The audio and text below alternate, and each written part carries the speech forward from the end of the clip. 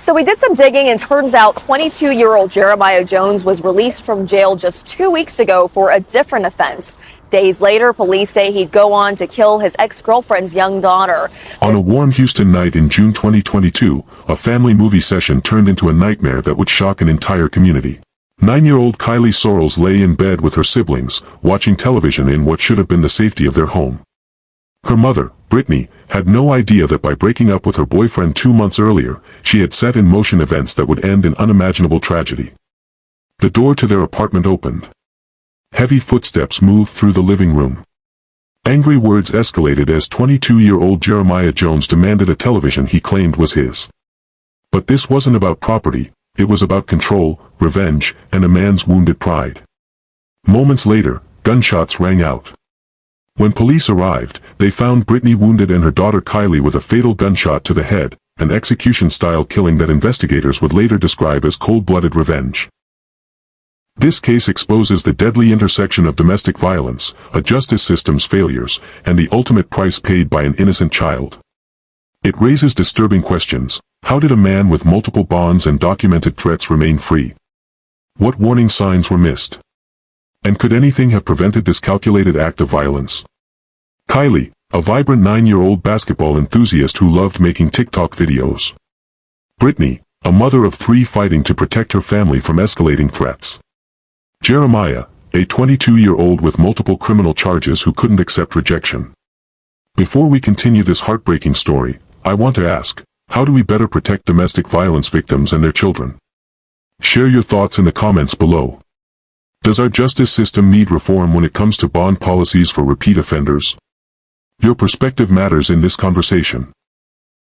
If you're new to True Crime Stories Uncovered, we examine cases that reveal critical failures in our systems and seek understanding from tragedy.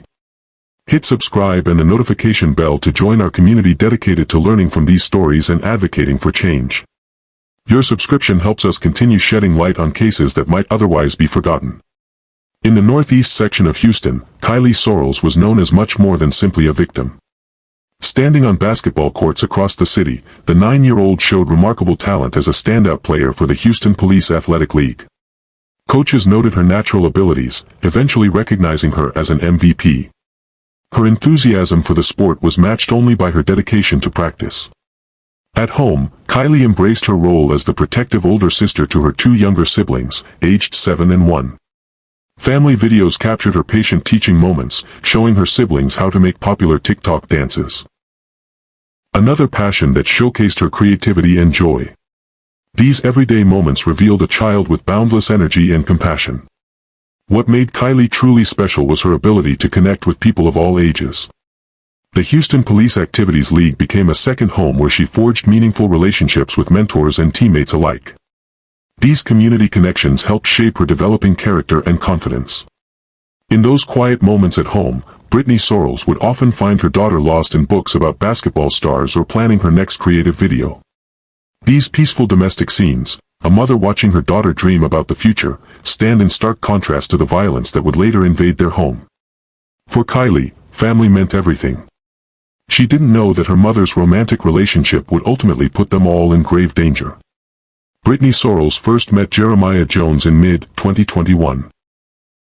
Their relationship developed quickly, with Jones spending increasing time at Brittany's apartment where she lived with her 3 children.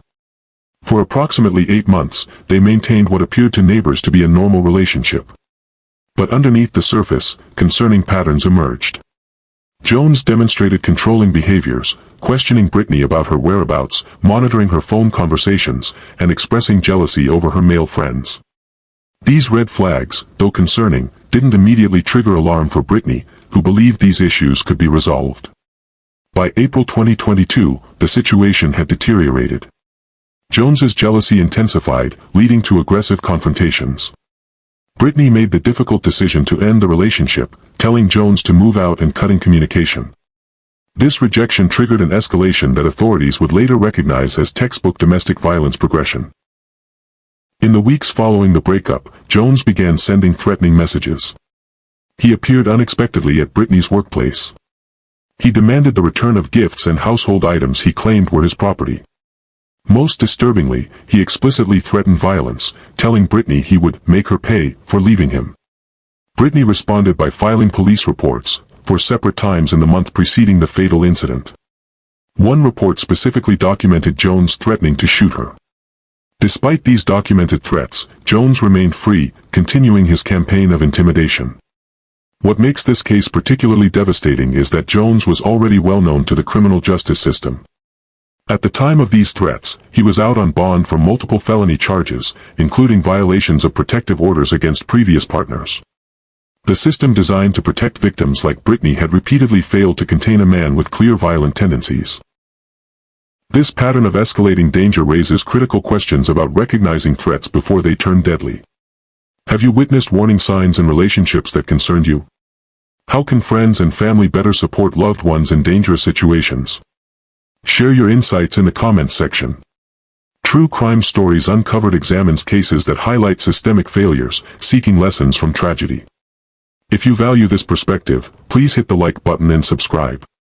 Your support allows us to continue examining cases where intervention might have prevented devastation. Together, we can identify warning signs and potentially save lives through greater awareness. By early June 2022, the threats from Jeremiah Jones had become increasingly specific and frightening. He would drive by Brittany's apartment complex at night, sometimes calling her to let her know he was watching. Neighbors reported seeing an unfamiliar car parked across from her unit for hours at a time. When Brittany changed her phone number, Jones somehow obtained the new one within days. Just 1 week before the tragedy, Jones made his most direct threat yet, telling Brittany explicitly that he would put a bullet in her head if she didn't agree to reconcile. This prompted her to file yet another police report, making it her fourth in a single month. Officers documented the threat but explained there was little they could do without witnessing the harassment firsthand. Brittany took precautions, changing her work schedule, varying her routes home, and asking family members to stay with her. Her cousin had recently moved in temporarily to provide additional security and support. What Brittany couldn't have known was that Jones's anger had shifted toward a new target. Text messages recovered from his phone later revealed messages to a friend stating, "If I can't have her, I'll take what she loves most." This chilling statement would prove to be more than empty words. The criminal justice system, meanwhile, had ample opportunity to intervene. Court records show Jones had failed to appear for hearings related to previous charges, yet no warrant had been issued for his arrest. At approximately 9:30 p.m. on June 13, Brittany Sorrells lay in bed with her 3 children, 9-year-old Kylie, her 7-year-old sister, and their 1-year-old sibling. They were watching a movie together, a nightly ritual that brought comfort and normalcy to their lives despite the stress of recent weeks. Brittany's cousin had stepped out briefly to retrieve food, accidentally leaving the apartment door unlocked. This momentary lapse provided the opportunity Jones had been waiting for. According to police reports, Jones entered the apartment quietly. He confronted Brittany in the living room, demanding a television he claimed belonged to him. The argument quickly escalated when he grabbed her phone and discovered messages from another man. Enraged, Jones told Brittany he would make her watch what happens next. He walked into the bedroom where the children were watching television. Without hesitation, Jones approached Kylie, the eldest child, placed a gun to her head, and pulled the trigger. The execution-style killing was deliberate and targeted. The other children, though witnessing the horror, were physically unharmed. Jones then returned to the living room where he shot Brittany in the shoulder before fleeing the scene. Neighbors, hearing the gunshots and screams, called 911. First responders arrived within minutes to find Brittany wounded and frantically trying to help her daughter. Despite emergency medical intervention and immediate transport to the hospital, Kylie Sorrells was pronounced dead shortly after arrival. Medical reports indicated the gunshot wound was instantly fatal, leaving no chance for survival even with the rapid response. News of the shooting spread rapidly through Houston communities. The deliberate killing of a child, especially as an act of revenge against her mother, shocked even the most experienced investigators. Houston Police Chief Troy Finner made a rare public statement, expressing personal grief over Kylie's death and noting her connection to their Police Activities League program. The manhunt for Jeremiah Jones became the department's highest priority. Surveillance footage from neighboring buildings confirmed his presence at the scene, and cell phone data placed him in the vicinity at the time of the shooting. For 48 hours, Jones remained at large while police followed multiple leads. On June 15, a coordinated SWAT operation located Jones hiding at a relative's apartment across town. He surrendered without incident and was taken into custody. During interrogation, Jones remained largely silent, invoking his right to counsel. Prosecutors immediately announced they would pursue capital murder charges. The calculated nature of this crime raises profound questions about how our society addresses domestic violence. Could increased awareness have saved Kylie's life? What changes might prevent similar tragedies? Share your thoughts below. True Crime Stories Uncovered believes examining these difficult cases helps create momentum for meaningful change. If you agree, please support our channel by subscribing and hitting the notification bell. Your engagement helps amplify these important conversations. In the next segment, we'll examine the legal proceedings against Jones and explore the impact of this tragedy on bond reform efforts in Houston. Stay with us as we seek understanding from this devastating case. On June 16, 2022, Jeremiah Jones appeared before a Harris County judge for his arraignment. The prosecution charged him with capital murder, the most serious charge under Texas law, for the killing of Kylie Sorrells. Additional charges included aggravated assault with a deadly weapon for shooting Brittany. The courtroom fell silent as prosecutors detailed the execution-style killing of a 9-year-old child. In an unusual move highlighting the gravity of the case, the district attorney personally attended the hearing to announce the state would consider seeking the death penalty due to the heinous and calculated nature of the crime. Court records indicate Jones showed no visible emotion during the proceedings. When the judge addressed bond, prosecutors presented Jones's extensive criminal history. Over the previous 3 years, he had accumulated charges including theft, evading arrest, illegal weapons possession, and multiple violations of protective orders. Most damning was the revelation that Jones was simultaneously out on 5 separate felony bonds at the time of Kylie's murder. The judge denied bond, citing Jones as an extraordinary danger to the community, and noting that deliberate targeting of a child as revenge against her mother. Defense attorneys made minimal arguments, requesting only that their client receive medical evaluation and protective custody due to the high-profile nature of the case. Court documents revealed another disturbing fact. In the 2 years preceding Kylie's murder, Jones had violated bond conditions at least 7 times, including missed court appearances and contact with prohibited individuals. Yet no warrants had been issued, and his bond had never been revoked, critical system failures that allowed him to remain free.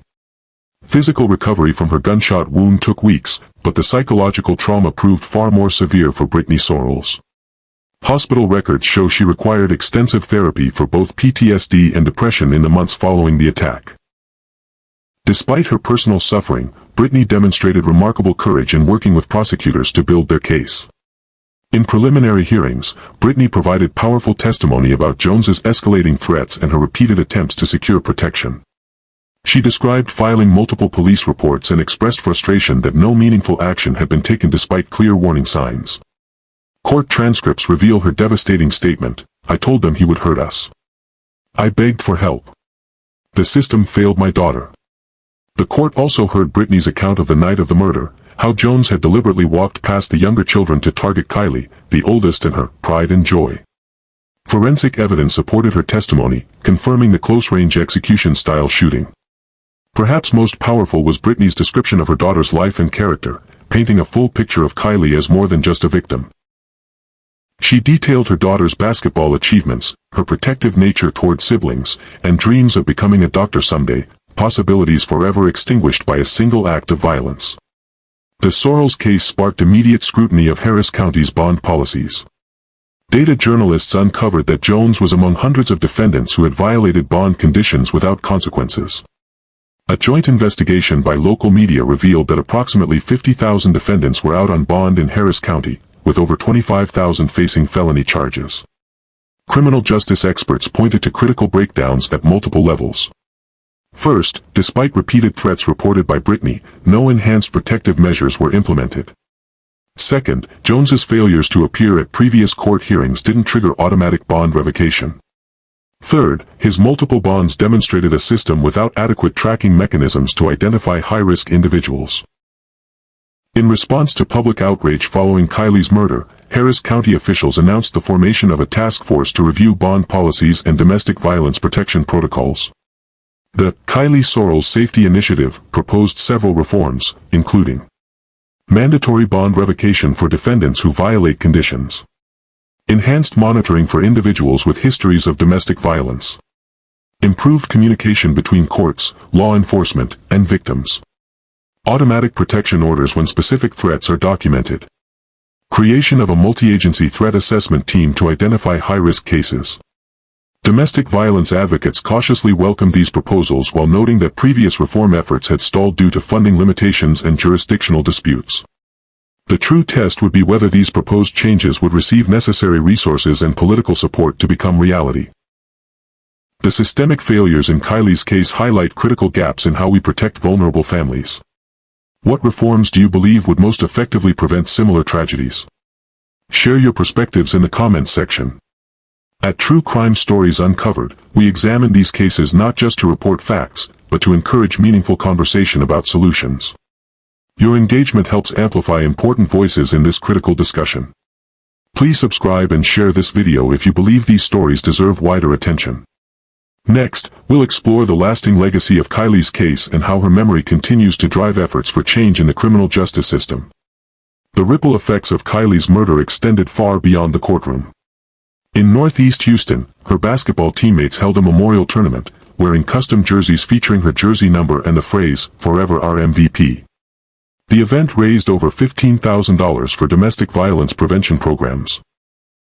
Houston's Police Activities League established the annual Brittany Sorrells Scholarship, awarded to young athletes who demonstrate the same spirit of determination and kindness that characterized Kylie.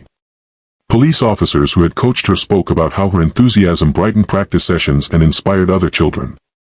Local schools implemented new educational programs addressing healthy relationships and recognizing warning signs of domestic violence. One middle school counselor noted, "We're teaching children to identify concerning behaviors early, information that might have helped Brittany recognize danger before it escalated." The case received national media attention, with major networks covering the story as an example of how domestic violence threatens not just partners but entire families. Advocacy organizations used Kylie's story in training materials to illustrate how abusers often target what victims love most. Perhaps most significantly, multiple Houston-area emergency shelters reported increased calls following news coverage of the case, evidence that Kylie's story prompted many victims to seek help before their situations turned deadly. Shelter administrators credited this Kylie effect with potentially saving dozens of lives. 6 months after the murder, Brittany Sorrells made her first public appearance at a domestic violence awareness rally. Still bearing physical and emotional scars, she shared her story with remarkable composure. "I speak today not just as Kylie's mom, but as her voice. She can't tell you how scary it was when Jeremiah started making threats. She can't tell you how the system ignored our pleas for help. But I can." Brittany established the Brittany Sorrells Foundation, focused on 3 priorities: providing emergency relocation assistance for threatened families, funding counseling for children exposed to domestic violence, and advocating for bond reform. The Foundation's signature program, Kylie's Lifeline, created a dedicated emergency response team specifically for domestic violence victims facing imminent threats. Working through her grief, Brittany collaborated with child psychologists to develop age-appropriate materials explaining domestic violence to Kylie's younger siblings. These resources, later distributed to counseling centers nationwide, helped countless other children process similar traumas. Brittany's parents became fixtures at legislative hearings, carrying Kylie's basketball trophies as visual reminders of a life cut short. Their testimony proved instrumental in advancing several policy proposals. As Kylie's grandmother told lawmakers, "This isn't about politics. It's about preventing other families from experiencing what we've endured. No child should die because an adult couldn't accept rejection." Throughout these advocacy efforts, Brittany maintained a private memorial tradition, visiting Kylie's favorite basketball court on the 13th of each month to shoot hoops in her daughter's memory, keeping alive the passion that had defined Kylie's short life. In response to public pressure following Kylie's murder, the Harris County government initiated a comprehensive review of bond procedures for defendants with histories of threatening behavior. An independent audit revealed that between 2019 to 2022, over 5,000 defendants facing violent crime charges had been released on multiple bonds, a practice critics called revolving door justice. The Texas legislature responded with the introduction of Kylie's Law during its 2023 session. The bill proposed several key reforms. Mandatory denial of bond for defendants who violate protective orders. Required risk assessments before bond decisions in domestic violence cases. Electronic monitoring for all defendants with histories of threats or violence. Creation of a unified database tracking bond violations across jurisdictions. Enhanced penalties for threats made against children as leverage against partners. While political divisions slowed the bill's progress, several provisions passed as amendments to existing legislation. The electronic monitoring requirement became effective in September 2023, with advocates crediting it for a 30% reduction in protective order violations during its first 3 months. Houston's police department implemented specialized training for officers responding to domestic threats, emphasizing thorough documentation and immediate protective measures. A dedicated threat assessment unit was established to evaluate reported threats and coordinate responses across agencies. Court administrators introduced new protocols requiring judges to review a defendant's complete criminal history and bond compliance before making release decisions. Statistical analysis showed a 40% reduction in repeat bond issuance for violent offenders in the year following implementation. These changes, while significant, faced ongoing challenges including funding limitations and resistance from various stakeholders in the criminal justice system. Kylie's story demonstrates how individual tragedies can catalyze meaningful change when communities demand accountability. What other reforms might better protect vulnerable families? Have you witnessed positive changes in how your community addresses domestic violence? Share your experiences below. As of early 2025, Jeremiah Jones's capital murder trial remains in progress. Legal experts predict proceedings may continue for months due to the complexity of the case and the potential death penalty consideration. Court documents indicate the prosecution has assembled over 50 witnesses, including first responders, forensic experts, and individuals who received threatening messages from Jones in the weeks before the murder. Brittany Sorrells continues to attend every hearing, often accompanied by a large support network of family members, domestic violence advocates, and parents from Kylie's basketball team.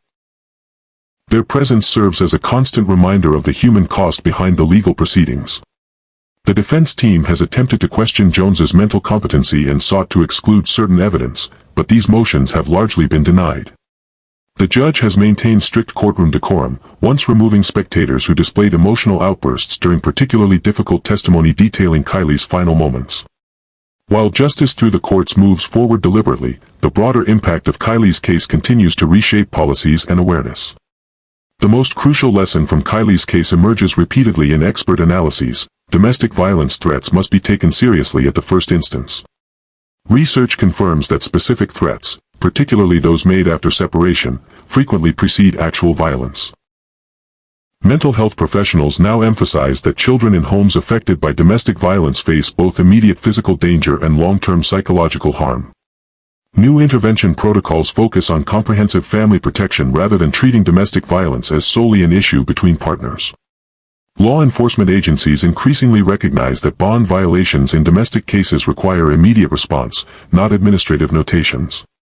Many departments have implemented threat assessment matrices that identify high-risk situations before they turn deadly. For communities, the lesson is vigilance and involvement. Neighbors who recognize concerning patterns can provide crucial support to threatened families. Schools, churches, and community organizations can create safety networks for vulnerable individuals. Perhaps the most important lesson is this: when someone expresses fear based on specific threats, believe them. Had Brittany's repeated reports triggered meaningful protection, Kylie might still be alive. Kylie Sorrells should be 14 years old now, starting high school, still playing basketball, still creating videos with her siblings. Instead, her story serves as a powerful reminder of how system failures can have irreversible consequences. The changes implemented after her death have undoubtedly saved lives. Emergency protective orders are now expedited. Bond violations trigger immediate warrants. Coordinated threat responses have improved. Yet much work remains. As communities continue addressing domestic violence, Kylie's memory provides both motivation and measure. Each life saved through improved interventions honors her legacy. Each family protected from violence represents justice beyond what any courtroom can provide. Kylie's story reminds us that addressing domestic violence requires collective action, from improved systems to individual awareness. Have you recognized warning signs that helped prevent violence? What resources in your community support threatened families? Share your insights below. At True Crime Stories Uncovered, we're committed to highlighting cases that drive meaningful change. If you found value in this examination of Kylie's story, please subscribe and share this video with others who care about these issues. Your engagement helps amplify crucial conversations about protection, prevention, and justice. Thank you for joining us in remembering Brittany Sorrells, not just as a victim, but as a catalyst for life-saving change.